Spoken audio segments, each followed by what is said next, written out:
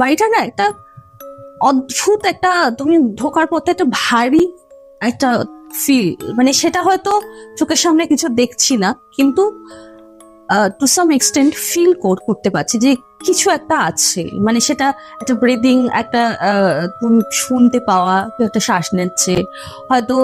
মানে এরকম হতো রাত্রির বেলা ঘুমিয়ে আছি, সিঁড়ি দিয়ে ছুম ছুম ছুম ছুম ছুম ছুম ছুম ছুম ছুম করে নেমে গেল পুরো সিঁড়ি দিয়ে। এটা শুনতে পেয়েছো তো? একদম একদম, মানে ছুম ছুম ছুম ছুম করতে করতে নেমে যাচ্ছে, আবার ছুম ছুম ছুম ছুম করতে করতে সারা বাড়িতে এরকম রাত্রির ঠিক 3টে বাজলে এরকম সাউন্ড হচ্ছে। তো ইভেন তারপরে আমি জানতে পারি এই বাড়িটা অ্যাকচুয়ালি লালকুঠি নাম বাড়িটা, ঠিক আছে? লালকুঠি না, সরি, লালকোঠা। ওকে, আচ্ছা। কোঠা বাড়ি, ঠিক আছে। আগেকার দিনে বাইজি বাড়ি যেটাকে আগে বলতো, ওই বাইজিরা অ্যাকচুয়ালি এখানে থাকতো।